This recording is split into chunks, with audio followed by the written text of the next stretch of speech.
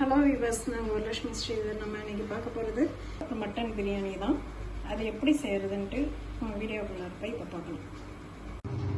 நம்ம மட்டன் பிரியாணி செய்ய போகிறோம். அதுக்கு 1 கிலோ அளவுக்கு தான் நம்ம செய்ய போகிறோம். அதுக்கு வேண்டிய மசாலாவை கொஞ்சம் ஃப்ரை பண்ணி பொடி பண்ணி எடுத்துக்க போகிறோம்.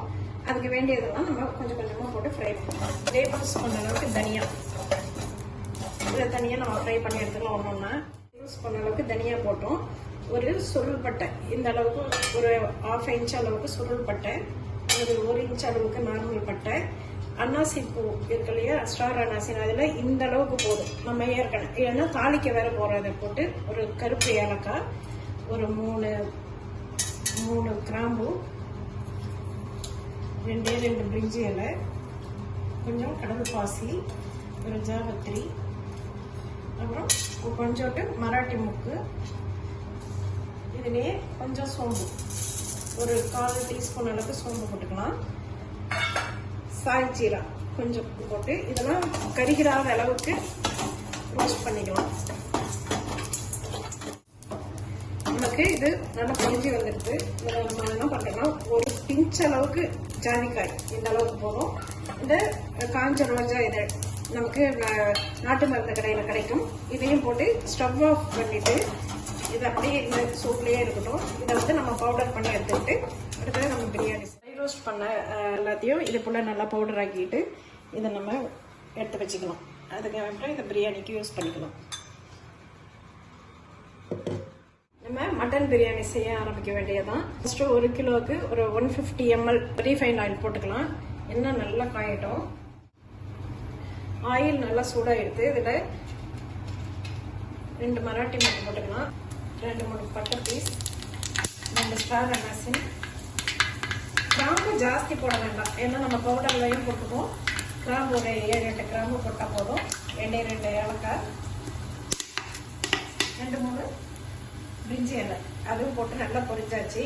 இதில் ஸ்டவ் இந்த ஸ்டைலில் ஸ்டவ் சிம்மில் வச்சுட்டு ஒரு 1.5 டேபிள் ஸ்பூன் அளவுக்கு சோம்பு போட்டுக்கலாம். இதில் 1 கிலோவுக்கு ஒரு 4 பெரிய வெங்காயம் கட் பண்ணி வச்சுருக்கோம். நல்லா வதங்கினதுக்கப்புறம் தான் இப்போ இந்த ஆனியன் நல்லா வதங்கட்டும். நல்லா வதங்கினதுக்கப்புறம் தான் நம்ம அடுத்தடுத்த இன்கிரீடியன்ட் போடணும். அந்த சமயத்தில் இந்த பக்கம் நம்ம பிரியாணிக்கு ஒரு ஃப்ரைட் ஆனியன் நம்ம ரோஸ்ட் பண்ணிக்கலாம். அது போட்டாக்க ரொம்பவே நல்லா இருக்கும். இந்த பக்கம் கடாயில் எண்ணெய் காஞ்சிட்டு இருக்குது. இதில் ஆனியனை போட்டு நல்லா ப்ரௌன் கலரில் ரோஸ்ட் பண்ணி எடுத்துக்கலாம். நம்ம போட்ட ஆனியன் ரோஸ்ட் ஆகி நல்லா ஃப்ரைட் ஆனியனை எடுத்து இதை அப்படியே நம்ம வச்சுக்கலாம். இதில் இந்த ஆயிலை வச்சுட்டு நம்ம பிரியாணிக்கு தான் யூஸ் பண்ணிக்க போகிறோம். இது இப்படியே இருக்கட்டும். நம்ம வந்து அரிசி ஊற வச்சுக்கலாம். இந்த மட்டன் வேகிறதுக்கு 3/4 மணி நேரம். அதுக்குள்ளார நம்ம பாஸ்மதி ரைஸை நல்லா ஒரு 2 மணி வாஷ் பண்ணிவிட்டு நல்லா ஊற வச்சுட்டு ஒரு 3/4 மணி நேரம் கழித்து நம்ம ஊற வச்சு அதுக்கப்புறம் நம்ம போகிறோம். நல்ல ஆனியன் நல்ல ப்ரௌன் கலரில் ஆகிடுது. இதில் இஞ்சி பூண்டு பேஸ்ட் போட்டுக்கலாம். ஒரு 200 கிராம் இஞ்சி பூண்டு பேஸ்ட், அதாவது 150 கிராம் பூண்டு, ஒரு 75 கிராம் இஞ்சி, அதை போட்டு பேஸ்ட் அரைச்சி வச்சுருக்கோம். அதை போட்டு நல்லா அதுவும் நல்லா வதங்கிட்டோம். இஞ்சி பூண்டு பேஸ்ட் போட்டு நல்லா வதங்கியாச்சு. இதில் ஒரு கையளவுக்கு புதினா, ஒரு கையளவுக்கு கொத்தமல்லி போட்டுக்கலாம். இஞ்சி பூண்டு பேஸ்ட், புதினா, கொத்தமல்லி எல்லாம் போட்டாச்சு. இதில் ஒரு 6 பச்சை மிளகாய் ஸ்ப்ளிட் பண்ண வேண்டாம், முழுசாவே அப்படியே போட்டுக்கலாம். போட்டு இதுவும் 2 வதக்கு வதங்கி போட்டுக்கலாமா. ஒரு 4 தக்காளி, 1/4 கிலோ அளவுக்கு தக்காளி பியூரிஃபை பண்ணி வச்சுருக்கோம். மிக்சியில் போட்டு நல்லா பேஸ்ட்டாகவே அரைச்சி ஊற்றிக்கோங்க. இதை நல்லா ஊற்றி நல்லா கொஞ்சம் ஆயில் பிரிஞ்சு வரட்டும். அதுக்கப்புறம் பார்க்கலாம். நம்ம தக்காளி அரைச்ச பியூரி போட்டு நல்லா இருக்கும் வதங்கியாச்சு. இந்த ஸ்டேஜில் நம்ம என்ன பண்ணுறோம்னா ஒரு 1/4 டீஸ்பூன் அளவுக்கு மஞ்சள் தூள், ஒரு 2 டேபிள் ஸ்பூன் அளவுக்கு தனி மிளகாய் தூள், 1 டேபிள் ஸ்பூன் அளவுக்கு மல்லித்தூள். ஏன்னா நம்ம வந்து அரைச்சி பவுடரும் பண்ணி வச்சுருக்கோம். இது ஜஸ்ட் இந்த 1 டேபிள் ஸ்பூன் அளவுக்கு போதும். இது வந்து ஒரு 1 கிலோ அளவுக்கு செய்யறதுக்கலாம். இது நல்லா இதுவும் நல்லா எண்ணெய் பிரிஞ்சு வரட்டும். அது வரைக்கும் நல்லா பண்ணிக்கணும். நம்ம 1 கிலோ அளவுக்கு ரைஸ் போட போகிறோம். அதுக்கு 1.25 கிலோ மட்டன் நம்ம போட்டுக்கலாம். இதுவும் நல்லா ஹையில் வச்சு நல்லா வேகட்டும்.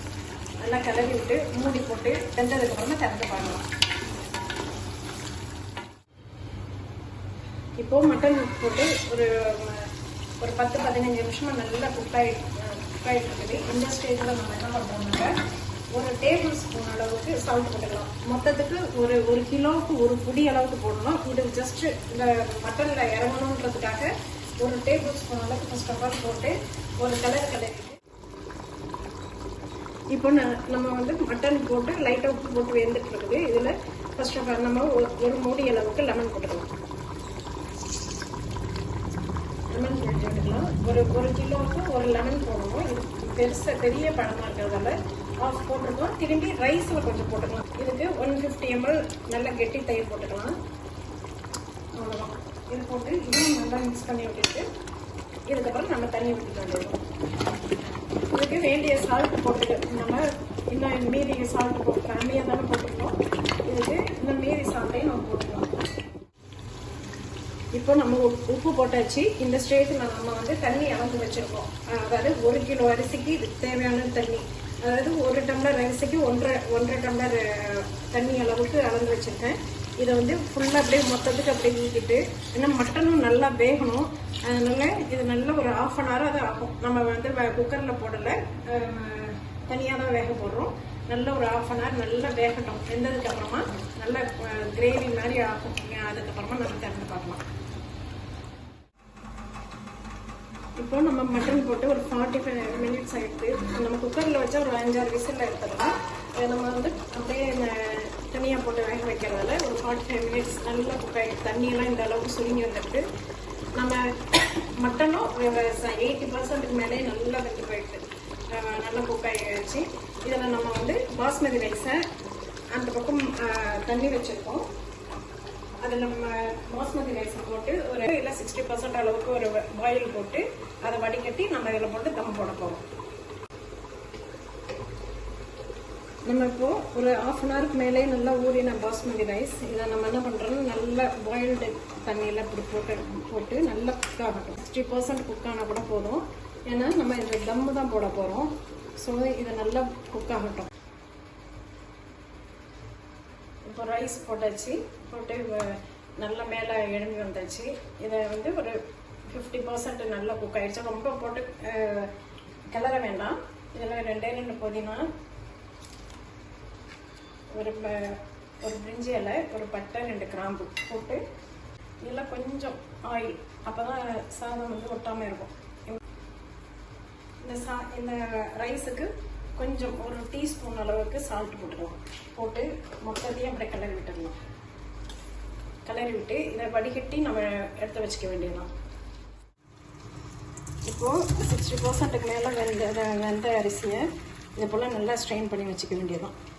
வச்சுட்டு தம் போட்டுடலாம். இப்போது இது போல் நல்ல ஒரு திக்கு கிரேவியாக வந்ததுக்கப்புறமா நம்ம என்ன பண்ணுறோம்னா ஒரு 1/4 டீஸ்பூன் அளவுக்கு கரம் மசாலா, நம்ம நார்மலாக கரம் மசாலா இருக்கும் இல்லையா, அந்த கரம் மசாலா போட்டுக்கலாம்.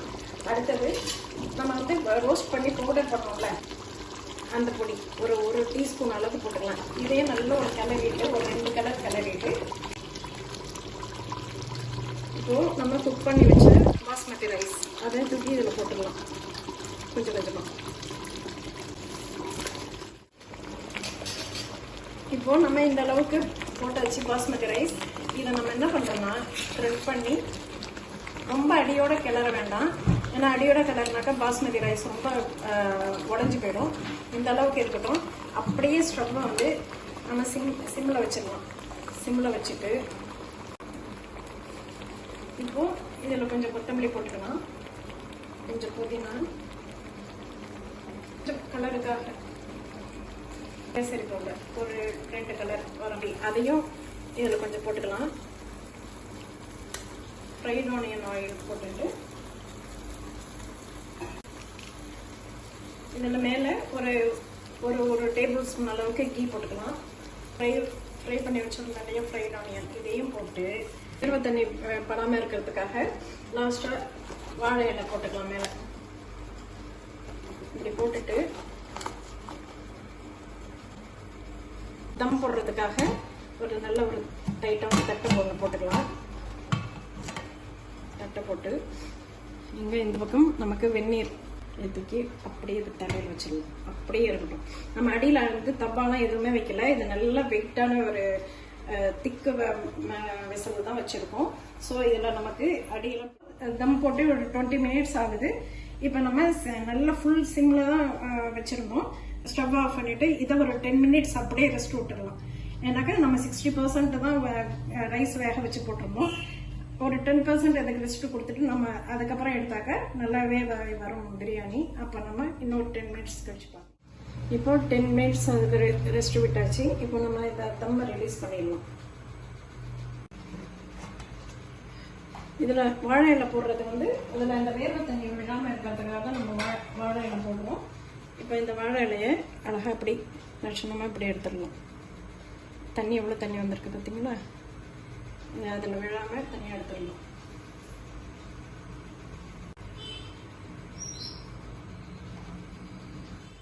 இப்போ பிரியாணியும் நல்லா குக் ஆகிருக்கும். நம்ம வந்து இதை மிக்ஸ் பண்ணி பார்க்கணும்.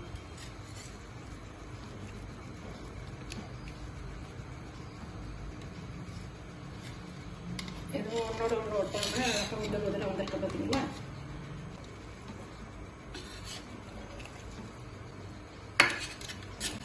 ரொம்ப போட்டு கிளறிடவும் கூடாது. ஜஸ்ட் ஒரு எல்லாம் ஒத்தாப்புல மிக்ஸ் ஆகிற மாதிரி பண்ணிட்டு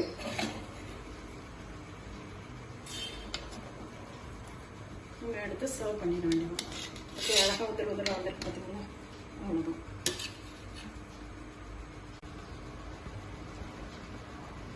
ஒரு அரிசி கூட உடையாம நல்ல லட்சணமாக உதிர வந்திருக்கு பார்த்தீங்களா? அவ்வளோதான். நமக்கு பிரியாணி அழகாக லட்சணமாக கிடைச்சி.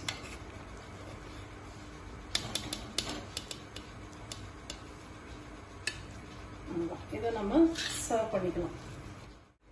இப்போ நம்ம சர்வ் பண்ணிக்கலாம். இந்த மட்டன் நல்லா குக்காக இருக்கும். அழகாக பொலன்ட்டு நல்லா அரிசி உடையவும் இல்லை, நல்லாவே இருக்குது. அவ்வளோதான்.